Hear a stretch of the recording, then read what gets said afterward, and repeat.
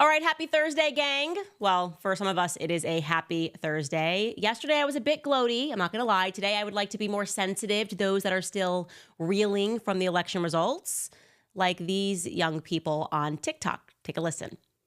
How did we get here? How did we get here?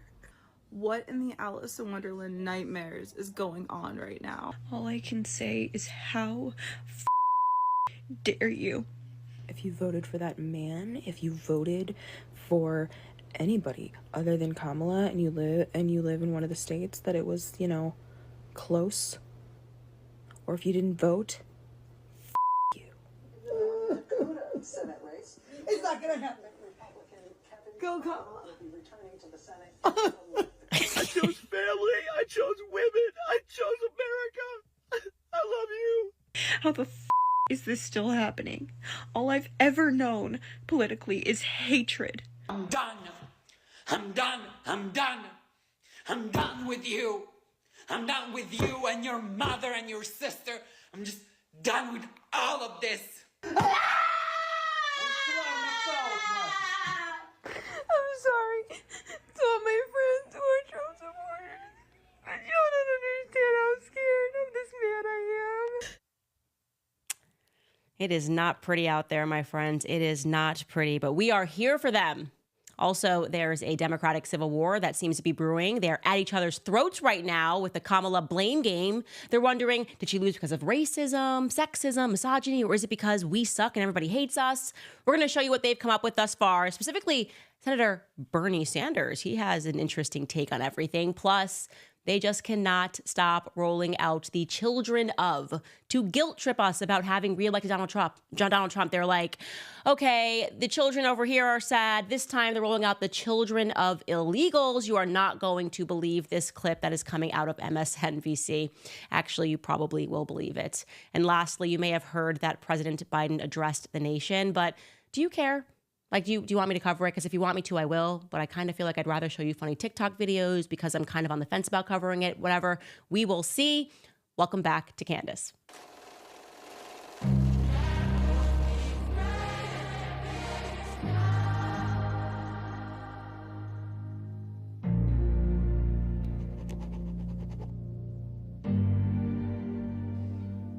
I'm sensitive today. I'm very compassionate today. I get why those young people are crying because, look, the Democratic platform has really been all about pulling at heartstrings, right? It's all feelings over the facts, the feelings over safety, the feelings over reality. Of course, you should be fine with inflation because just think about how sad Zelensky's going to be if you don't send him your hard-earned money. The child says she's a non-binary mermaid. Well, of course, we should just add it as another gender or else her feelings would be hurt. And one of the recent crazier pushes has been that we ought to feel bad for people that are breaking the law. Like, we should understand why they have to break the law. Okay, so Trump wins, and rather than wanting to learn anything from the results, they get right back to work trying to make people feel sad for people that are going to be victimized by law and order. Like, yeah, oh no, get it? He's president, now he's going to bring back law and order, and think about all of the victims of that. They did a segment, I'm not kidding, on MSNBC where they spoke to the children of illegals who all look like adults to me, by the way, and they wanted to get their take on Trump's promise to deport millions of illegals, which may or may not include their parents. Now, if you're listening to this on audio only, be warned that these children of illegals don't actually speak any English, so I'm going to have to interpret for you guys along the way. So let's take a listen. Once you're hydrated, you need to connect with the fact that a defining feature of Trump 2.0 is the promise to decimate American communities by targeting immigrants for mass deportations. Now, this could amount to the expulsion of millions of people who are already contributing members of our society and who live here with their families. On election night, MSNBC's Paula Ramos joined mixed status families in Phoenix, Arizona, to monitor the outcomes and to listen to their fears and concerns. And here is what some of them had to say. Es algo muy espantoso y me da mucha ansiedad pensar en lo que esto significará por la comunidad inmigrante, siendo hija de papás inmigrantes y indocumentadas también me da mucha ansiedad. Okay, so that was Regina, and she's basically just saying that she feels a lot of anxiety going into the election because she is the daughter of 2 undocumented migrants, and so she therefore just has a lot of anxiety. Here's the next person. Ahorita mismo no sé qué sentir. Creo que solo me da mucho miedo, como no solo por mi familia, pero todas las familias como en mi comunidad. So that's Fidel, and similarly, he's echoing the sentiment that he doesn't really know what to feel, but he just feels fearful for all of the people in the immigrant community and all of his family and friends. And here is Joy Reid's takeaway from that anxiety and fear. Now, having heard that, it must be said that Donald Trump made major gains with Latino voters, particularly Latino male voters, last night.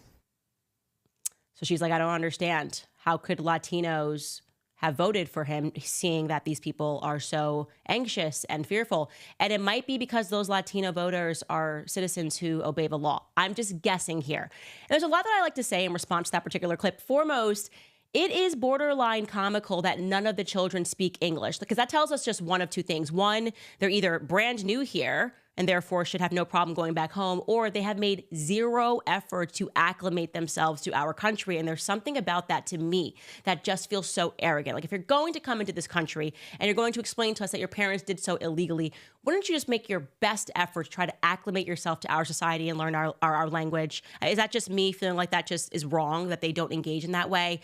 And the other thing of note here, and this is really important, I want you to lean in, it's very important.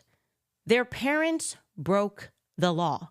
Okay, so this is what happens everywhere in the entire world when your parents break the law. It's actually quite audacious to be willing to appear on camera and to ask for sympathy after your parents have broken the law. Like, think of any other scenario. If I was like, hi, yes, I'm watching because this person is about to be elected the sheriff, and my dad broke into the neighbor's house and he's just been taking free stuff. But if this sheriff gets elected in this town, he's going to take my dad away. It's going to separate our family. My dad's going to go away for breaking the law, and it's going to separate our family. Yes, that's how this works. When you break the law, you risk being separated from your family as a consequence of having broken the law. And by the way, there is, in fact, a solution to all of this anxiety and all of this sadness.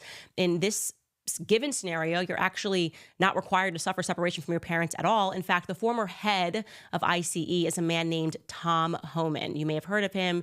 It was when Trump's first administration, the first 4 years, and he went on 60 Minutes and fielded questions about the costs that are associated with deportation, as well as how families that face deportation might stay together. Take a listen to what he had to say.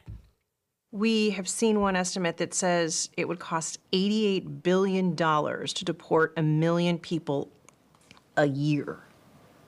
I don't know if that's accurate or not. Is that what American taxpayers should expect?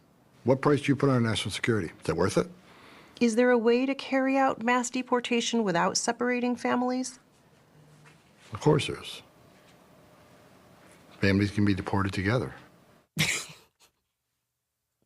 That is just the reality of the circumstances, is that everybody can go back home. If that is something that is so crucial to you and you want to stay with your mom and your dad, those people obviously look like they're adults or about to be adults, you can always have the option to go back home with them. There is actually a legal process to getting into this country. I know, because I married an immigrant, and the process is long. It's a lot of paperwork and it's really annoying, but you have to know what it looks like and what it feels like for us when we are doing things the legal way, waiting years in line for my husband to be able to receive a passport, doing everything right, having to go through work visas, everything that we have done for the last 5 years, only to see this woman sit up and be like, yeah, my parents didn't do that, but it would be really unfair if you sent them back. I just don't understand how they don't understand. And it is just this sort of consistent mainstream media delusion that is difficult for most Americans to come to terms with. They're campaigning, essentially they have been campaigning and telling the public, really, you should do it or somebody else is going to be sad, or do it or you're a racist, do it or you're a sexist. That is pretty much all they say. That is the pitch. They've become really a skipping CD like artificial unintelligence. They can't learn anything at all. And when someone tries to interject a different thought or a perspective, they simply just go back to their factory settings. Take a listen to Alyssa Farah. Okay, that's the fake Republican, the mandatory fake Republican that they have on The View. And they go, oh, I'm a Republican, but I actually happen to always agree with the people on The View. Okay, well, that's Alyssa Farah's role. And she does occasionally say some things that make sense. And she sat down there and tried to explain to Sunny Hostin, like, maybe there's another angle here as to why Latinos are voting for Trump. Take a listen to this. So you have people talking about, well, how did he win Michigan? Because Democrats are saying, oh, she should have talked more about Gaza. No, union halls were empty. Dearborn went for Donald Trump. This is not about a micro issue like Gaza. It's people saying the cost of living is too high. The wages are too low. My life felt better under him. And I know what we'll say.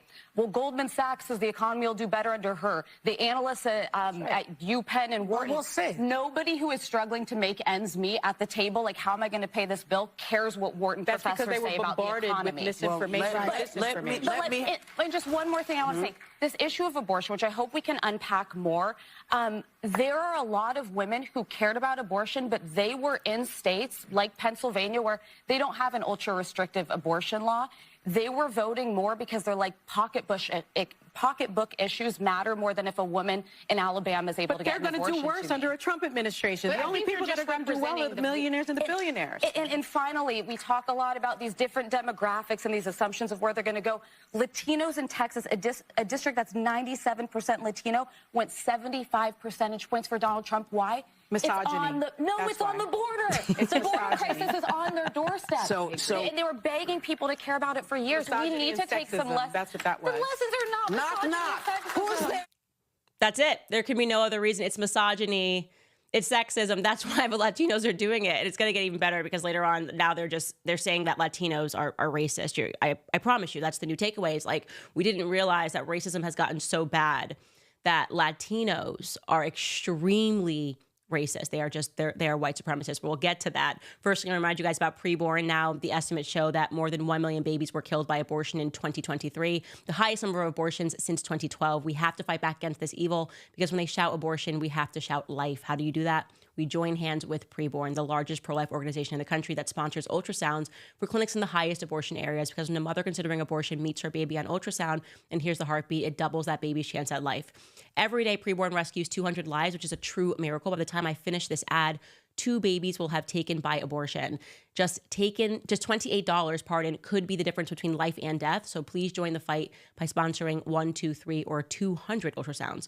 All gifts are indeed tax deductible. So to donate, you can just dial pound 250 and say the keyword baby. That's pound 250 baby. Or you can visit preborn.com/Candace. Again, that's preborn.com/Candace. Okay. It's a Democratic civil war. Bound to happen, by the way, because you have a bunch of people and they're pretending to be united behind Kamala. Nobody really knows how she got there. And there's always people in the party that know what they are doing is insane, but they're fearful to say anything because then they're going to get eaten by their own. And the left is always in lockstep behind their candidates. God forbid you say anything that goes off the laid track before you. So what you have now, which is super interesting, is Bernie Sanders has issued a statement. And here's what I want to say. Bernie Sanders, his policies are awful, his solutions are wrong, and he is indeed a socialist. But when he ran, he was able to seize the populist left. Like, he accurately is at least able to diagnose the problems, right? He's at least able to diagnose the problems. He just doesn't really know what to prescribe to get rid of the problems. Anyways, here's what he had to say. I'm going to read this to you because I actually thought he did a really good job here.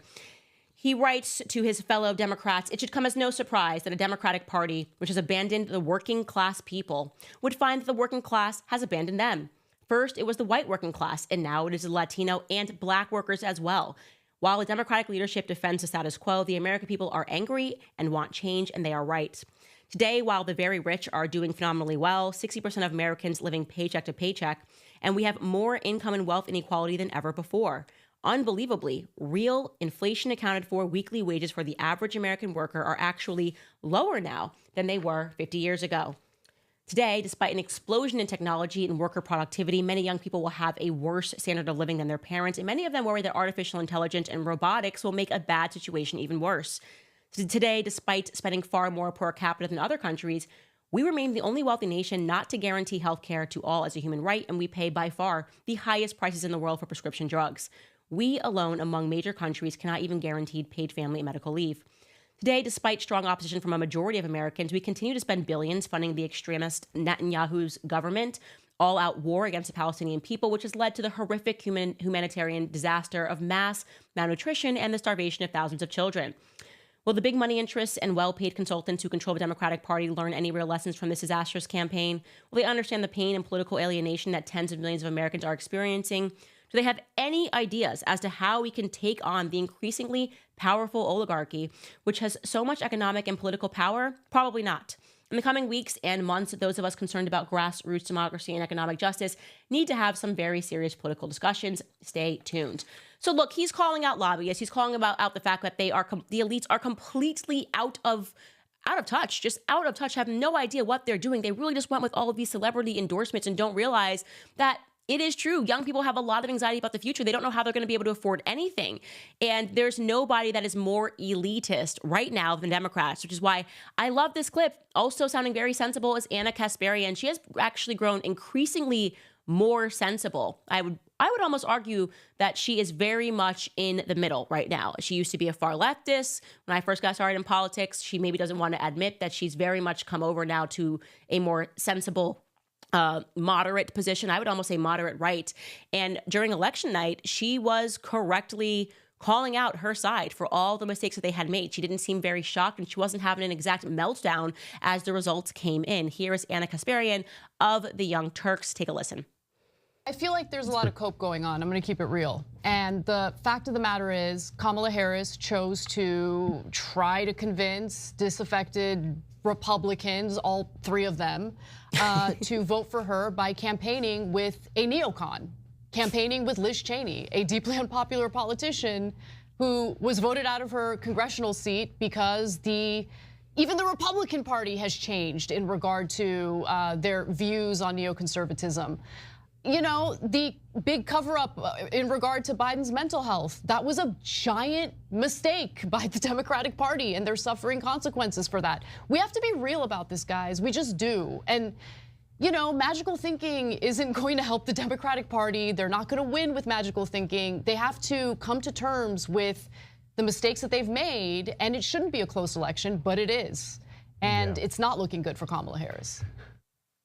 So she has fully stepped outside of the delusion, and it really has now just become a party of magical thinking where they don't even care about the reality of things. It's all about like, hey, if we wish it and will it, then it will be. And clearly it is not being. So it's like, when are you going to switch up this strategy? And so it's super interesting to hear her say that on election night and to rightly call out, we have not talked about that enough, the fact that Kamala teamed up with Liz Cheney. We hate Liz Cheney. Nobody likes Liz Cheney. There's like the one thing the left and the right have agreed on forever is like Dick Cheney and his family. Awful. Like the stuff that they did, the people that they've killed overseas, pushing the military industrial complex. I mean, it's every reason why no one really buys that Kamala Harris had no power as a VP when Dick Cheney was running the White House for 8 years, right? And calling all of the shots. And we know that they're an unbelievably corrupt family. And Kamala was like, yeah, I'm going to lock arms with her and get whose vote? I mean, it was just so silly. Blunder after blunder after blunder. But amazingly, and this is what's getting really interesting, to see Anna go after these delusional leftists, like in a way that you can't imagine she would have done in the past. Like, I feel like in the world of BLM, you could never imagine Anna Kasparian having gone after Nicole Hannah-Jones. I'm going to show you what Nicole Hannah-Jones tweeted. She's essentially somehow a Pulitzer Prize winner. I don't know, it's DEI stuff, But this is what she tweets, these tweets following the election. This is her diagnosis of what's happened and how they lost. It was naive to believe that if Kamala Harris avoided discussing her race and gender, that if she evaded so-called identity politics, that she would nullify the liability of being a Black woman seeking the presidency in a country where racism and misogyny are embedded in the culture. This is a country that responded to a multiracial electorate sending the first Black president to the White House with a minority of the white vote by electing an openly white racist man over the person who could have become the nation's first woman president. She goes on, anti-Blackness continues to, by the way, drink every time you hear the word Black if you want to die. Anti-Blackness continues to be a powerful force in this country, and anti-Blackness cannot just be attributed to white Americans. It's my favorite part. The shock about the significant increase in Latinos choosing Trump with his anti-immigrant rhetoric, family separation policy, and insults of Latin countries over a Black woman tells me too many people fail to understand that anti-Blackness is deeply embedded in Latino cultures as well, and that the interests of those who are part of that very large multiracial, multinationality Latino category are not, and not ever have they been necessarily aligned with those of Black people, simply because many white Americans do not consider them to be white. This is why, as I argued in my essay on the color blindness scam, that we must stop lumping all non-white people into a single of color group. This woman is really out here trying to convince us that Latinos are racist. She's like, they're just racist. Like, this is amazing. And it's like, how is that going to work for you? How, if that's going to be now the adjusted approach, like you just keep calling everybody Hitler, everybody racist, and it just keeps the party of Hitler and racism just keeps getting bigger and bigger. And now you've arrived at like, yeah, no, the Latinos, they're racist too. These Puerto Ricans, these Dominicans are racist too. That's the problem. They're anti-Black. You anti-Black Puerto Ricans, how dare you? How dare you? Seriously. It is completely nuts. She is so crazy. It's unbelievable. Well, Anna Kasparian actually replied to her, and she just said this, and it's accurate. She wrote, "This is delusional," which I think she said, "This is effing delusional," or "This is something delusional. Why is it okay to be openly bigoted like this?" And yes, Anna, that is what so many people recognize about the Democratic Party. They scream racism when in fact they are the racists. They just cannot process how a person might be able to think beyond their skin. Maybe they don't realize that people might be thinking not with their skin, but with their brain. Could you imagine people thinking with their brains? Yeah, no, not this woman, not Nicole Hanna. She's like, no, absolutely not. They everyone's just becoming increasingly more racist, and we're going backwards. And before you know it, we're going to blink, and we are all going to be enslaved, this time by the Puerto Ricans, okay? So really, what are we contending with? What are they contending with from the Democratic Party? These are just people who don't want to face reality, people who are legitimately, I believe, suffering from a delusional disorder. Because how else could you describe that? Like, you're just saying Latinos are anti-Black. They're choosing to be that delusional. They want to keep up the facade. They want to keep up the performance, even as their tribe gets smaller and smaller and smaller. And who better to give us an example of what I'm talking about when I say utterly delusional and really just speaking to hear yourself speak than Jimmy Kimmel. And I hate to tell you guys, but he's crying again. Take a listen. Let's be honest, it was a terrible night last night. It was a terrible night for women, for children, for the hundreds of thousands of hardworking immigrants who make this country go, for healthcare, for our climate, for science, for journalism, for justice, for free speech. It was a terrible night for poor people, for the middle class, for seniors who rely on Social Security, for our allies in Ukraine, for NATO, for the truth and democracy and decency. And it was a terrible night for everyone who voted against him. And guess what? It was a bad night for everyone who voted for him, too. You just don't realize it yet.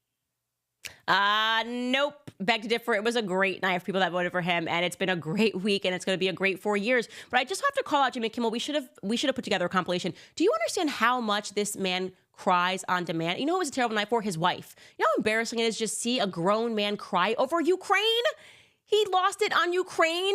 You think that he has ever stood up there and cried about the gas prices or like the grocery prices, or cried on behalf of the Americans, people that are working with their hands and literally paycheck to paycheck because Zelensky's wife needs to go on another shopping spree in Paris, which is what she has done? I mean, there have been articles about the corruption of where our money is going. It can't even be audited. We're just turning a bunch of Ukrainians into oligarchs. They purchased, this is a fact, they have purchased so many yachts. You should have seen the amount of Ukrainians that were rolling up in yachts when I was on vacation in Saint-Tropez. I was not on a yacht. I was just walking the harbor, and there was just a bunch of Ukrainians. Like, it's so insulting. And he's up there crying to keep it going because what is he? He's a fraud. He is a guard for the establishment. His job is to just propagandize, not to understand, right? But to be angry when people take a stand against the deep state because he's a part of the deep state. And I don't know how he went from a person who was once on the Man Show, and if you want to talk about misogyny and sexism, we should go find some old clips of Jimmy Kimmel, to this sad, pathetic excuse of a crybaby man. Man up, Jimmy Kimmel. Put some hair on your chest. You are so embarrassing. I just can't watch this man cry anymore. It's just making me sad on behalf of his wife. It's making me angry on behalf of his wife. I just want to punch him in the chest, you know? I can't get violent here. I can't get violent. I'm already demonetized on YouTube. All right, guys. Anyways, before we get into this next segment, I want to remind you about American financing, because the economy has been a major burden on the average American. The wages are flat, expenses are up, and it is very hard to manage to pay all the bills without using credit cards. So if you're a homeowner and you are frustrated with that cycle, you should make a 10-minute phone call. It's no obligation. Today, you can call my friends at American Financing. Interest rates are coming down, and they are now in the low 5s. So if you are constantly carrying a credit card balance each and every month with a rate in the 20s, American Financing can show you how to put your hard-earned equity to work and get you out of debt. Their salary-based mortgage consultants are saving their customers an average of $800 a month. And if you get started today, you may not have to make next month's mortgage payment. So call today at 800-795-1210.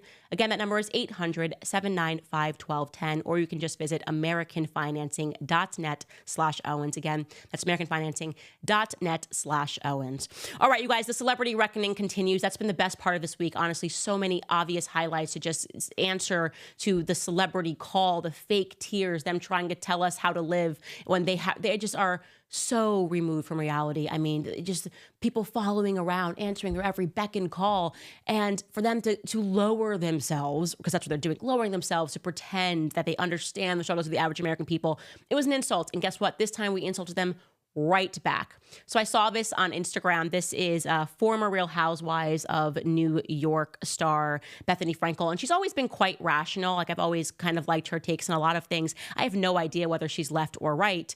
I would assume because she runs a business, she can't be a far leftist. Maybe she's a moderate, but she posted this about what she's learned regarding celebrity endorsements from this election cycle and its results. Take a listen. Hot take, celebrities no longer have influence. Let me prove it. So there are like 300 million people in this country. There are 150 million voters, give or take. And the combined social media followings of the people that endorsed Kamala, meaning Taylor Swift, Beyonce, Selena, Chelsea, Amy, everybody, like powerful people, Obama, Hillary, the combined social media, Jennifer Lopez, etc., the combined number is over 2 billion followers. So over 2 billion followers, and yes, of course, it's what votes matter and what really did it, but over 2 billion followers did not move the needle for 150 million voters. So that means it's spinning wheels, it's useless, it's a flex, and it doesn't even do anything. So, you're welcome. John Legend, Chrissy Teigen, De Niro. You can add your own people because there's so many. Interesting, no? What does that mean? That's why LA's taking a beating right now. In real estate, the industry, it's widely known. Very interesting time the age of authenticity is. Heard of Jay-Z? And what about like television show media impressions? The entire cast of The View, you know, like we just have to adjust instead of just jamming the same narrative down people's throats overall in what works and how to communicate with an audience. I mean, think about that. She is so right. And to hear the metrics in that way, like their combined followers, even if you just took two of them, Beyonce and Taylor Swift, the combined impressions, the combined articles that they're able to generate when they say something, and to realize that it made no impact. In fact, I think it did impact. I actually think it did make an impact. I think it had the reverse impact. I think that they now create repulsion. It is a repelling force when you get a celebrity up there to lecture and to come down from their thrones. Like, they never speak to us. Then it's like election season. They're all like, oh my God, we're so accessible. We're so accessible. I love you guys. Here we are. J-Lo's crying and everyone, like, and suddenly they're in the crowd and they've just been conspicuously missing for 4 years. It's very insulting. And so it's really, I'm just, again, so proud that we gave them such a clear answer on it. Like, we just said, no, literally, F you. You don't care about us. We don't care about you. And it doesn't matter if we like your music. It doesn't matter if we like your acting abilities. It doesn't matter if we don't like your acting abilities. You just have no business telling us how to vote. And in the end, by the way, Bethany, I would say that they hurt their brands. I think they hurt their brands. I know so many people who just can't watch these people anymore. Like, I don't know how to engage with J-Lo after watching her strain so hard to try to get those tears out. I just don't know how to engage with her. And I've been off of the LeBron James chain, but whatever. The point is that she's absolutely right. And by the way, I was going to ask this question, speaking of these celebrity endorsements, are they paying them to do these things? So I'm like, what is the thing that actually makes Eminem get out of bed to do something that's so cheesy and off-brand for like a rapper that wants people to think that he's hardcore? Like, are they actually just paying an absurd amount of money? Because I was thinking about that because I was completely blown away by this news item. Apparently, the Kamala Biden campaign, so first Biden, and then he passed off the money, obviously, to Kamala when he stepped down, raised $900 million from January 1st, 2023. And this is a tweet from a political writer. He writes, Kamala Harris's campaign ended with at least $20 million in debt. Per two sources familiar, Harris raised over $1 billion, and she had $118 million in the bank as of October 16th. I'm like, what? She spent more like $150 million in 2 weeks? How? We are so gluttonous in America. The Guardian reported that in November, Kamala's campaign spent $450,000 a day to have ads displayed within the Las Vegas sphere.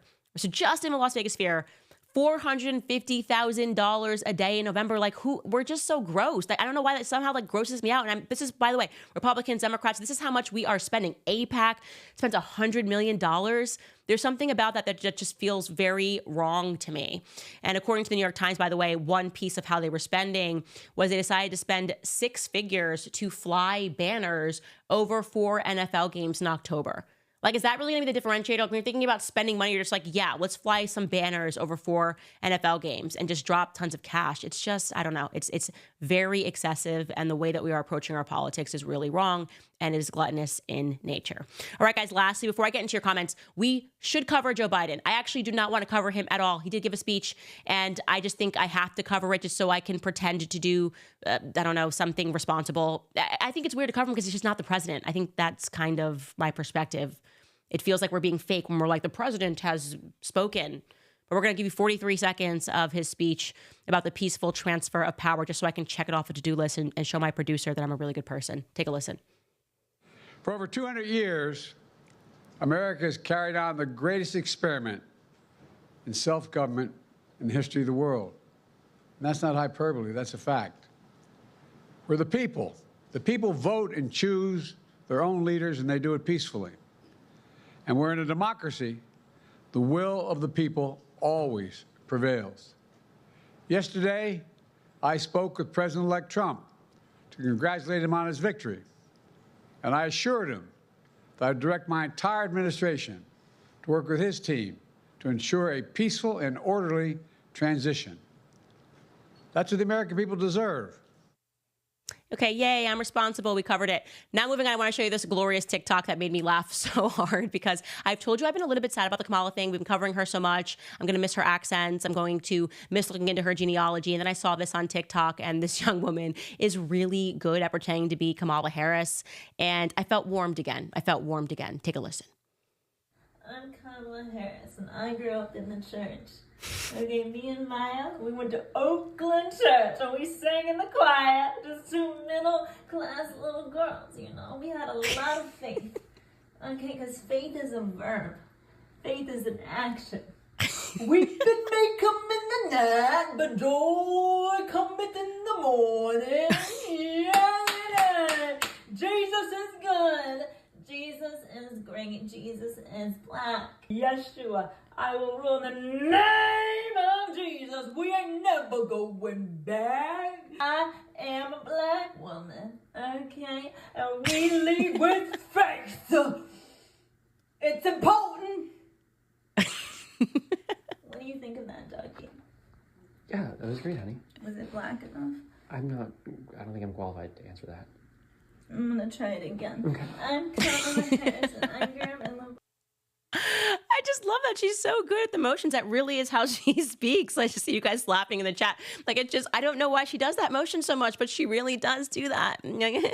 She should have done the laugh. The laugh is really what would have sent me, but I just love that. So I wanted to show that to you to end on a happy note, because I was just so bored. Like, do I have to cover Joe Biden? It's crazy. All right, guys, I'm going to jump into your comments and see what is on your mind. First, just going to remind you about Field of Greens, because medical tests can reveal your body's biological age, which will show if you are aging prematurely. Better nutrition has been shown, obviously, to reverse one's one's bio age and my hope of living longer and healthier is why I take Field of Greens every day. Field of Greens is an organic superfood fruit and vegetable drink unlike any other. It's serious nutrition. Listen to this. Field of Greens was approved for a university study that doctors believe may lower your body's biological age. That generally just means you're going to have better health. Each fruit and vegetable in Field of Greens was selected by doctors to support vital body functions like your heart, liver, kidneys, metabolism, and your immune system. So make Field of Greens your go-to for getting the nutrients that you need. I'm sure you're going to love it. But if you don't, you can return it and get a full refund. Right now, my listeners will get 15% off your first order and free rush shipping if you visit fieldofgreens.com and use promo code Candace. Again, that's promo code Candace at fieldofgreens.com. Fieldofgreens.com. All right, what is on your mind today, ladies and gents? Let me jump and see what you guys are saying in the comment section. We have Zach. Zach says, I'm actually very sad and have pity on the people in the depths of despair because Trump won. They are victims of the media who have saturated them with lies and fear-mongering. The media is despicable. Yeah, I get you. I go back and forth. And I think for me, I just go, where are their parents, right? And one of them actually was a parent. You could see she's on the couch and she's crying. And so, yeah, if that is your example, you're going to end up like your mother or like your father, and you're going to be completely deranged. And you have coupled with that the fact that the left controls the entire mainstream media apparatus, and it's a lot of fear mongering.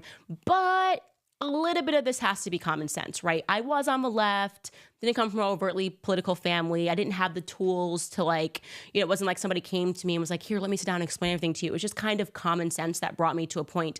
And it was because the rhetoric was just too insane. Like trying to make me believe that I was going to be in slave chains if I didn't vote against Trump was my wake up moment. I was like, okay, guys, you're like, it's a little too much.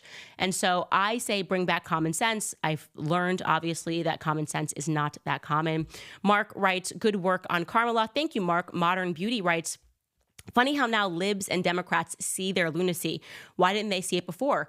I think they did. Like I said, Anna Kasparian was kind of turning the bend very slowly. She started to sound a lot more rational than she did when I first got on the scene 7 or 8 years ago. She was totally deranged and attacking me every single day because how dare someone be a Black conservative? And I think what happened was they just kept going more and more deranged, like further and further left. And eventually when you do that, you're leaving the people behind that were with you. I'm not saying that she's still not very left on some issues and we have a ton of disagreements, but I can guarantee you now that her and I can have a conversation, whereas we definitely would not have been able to 8 years ago. And we would probably both learn a little bit from that conversation, whereas we definitely would not have 8 years ago. So it's good to see it. Part of it is thinking about Bernie. They rigged it against him too. Don't you guys remember? They rigged it against Bernie in favor of Hillary. Everyone was feeling the burn. I even thought he was cute. He's a cute little grandpa. He was so innocent. He looked innocent because I didn't really fully grasp his socialist policies. And so they are, I think, now really confronting how corrupt the system is when she just calls out the fact that they pretended that Joe Biden wasn't in the middle of mental decline. They're getting to a point where the stuff they're doing is so crazy. They're propping up people that are half dead and telling you everything's going to be fine. It's that Elmo meme, it's like everything is totally fine, and it's just like fire behind you. It's completely crazy. Il Sarto says, a few months ago, my coworker was excited to tell me that he was able to take his citizenship test in Spanish. I wanted to tell him off, but I didn't. Yeah, that's absurd. Like, what are we doing? Why are we catering? I mean, I could never. I just went to Japan. I couldn't imagine just like expecting everyone to be speaking in English to me and expecting everyone to think that if I moved there, that they would just have to change their society so that I can understand things. And yet we do this in America. We do this. And our immigration test is a joke. Like when I was looking at the sample questions, me and my husband were comparing our country's immigration test, the sample questions. Go look at the UK one. It's like quite complicated. Ours is just like, how many states are there in America, the United States of America? Is it 2? Is it 4?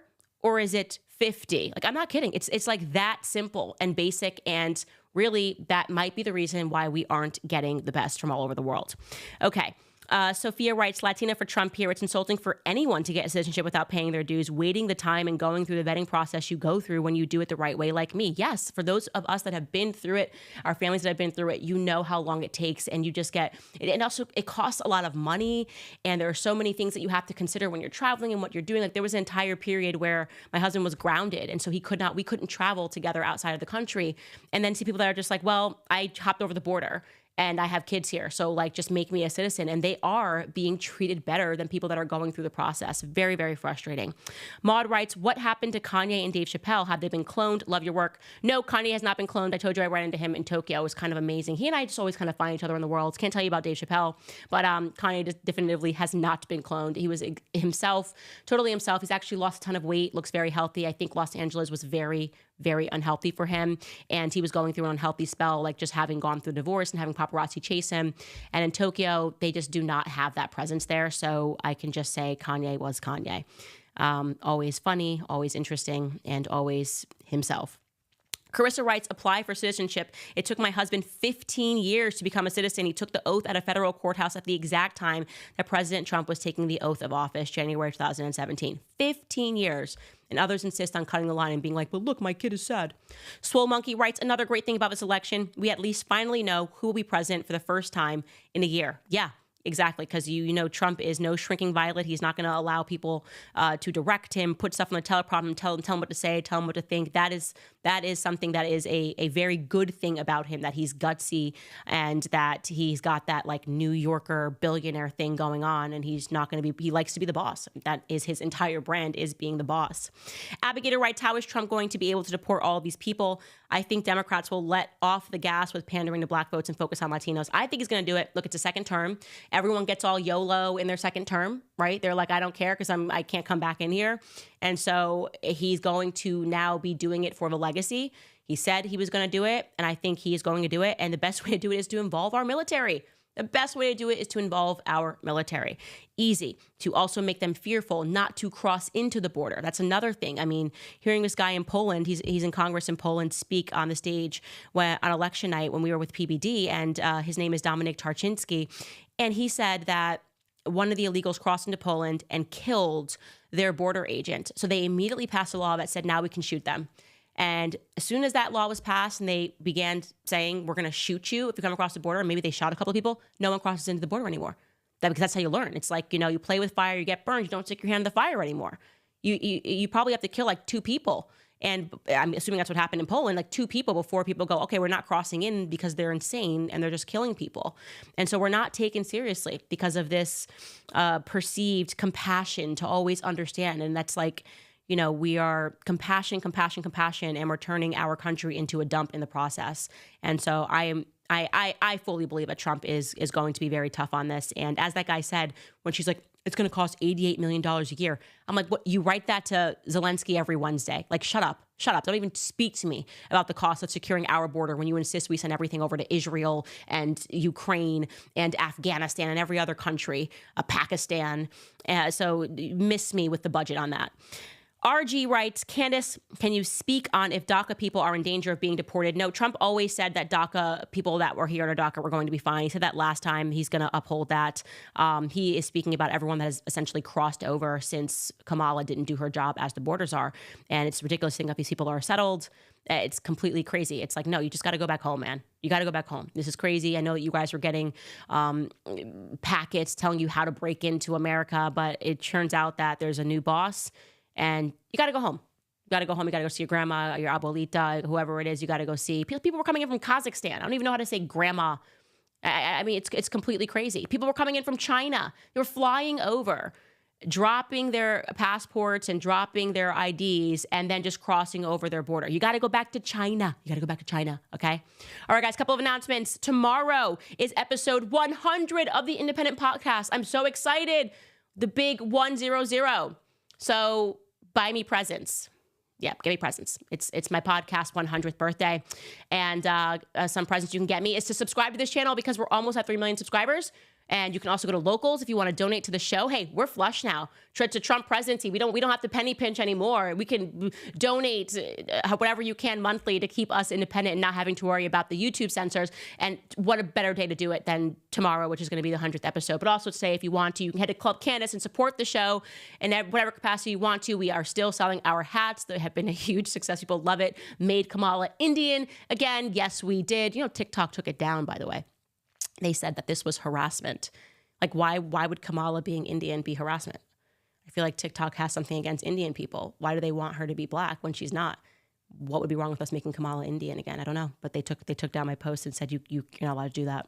And we also, of course, have our celebrity tier mugs. If you want to pour liquid and do a nice mug for $47, Trump thumbs up, J-Lo cry, LeBron cry, Cardi B cry, then you head to clubcandace.com and get you some. Otherwise, we will see you guys here tomorrow.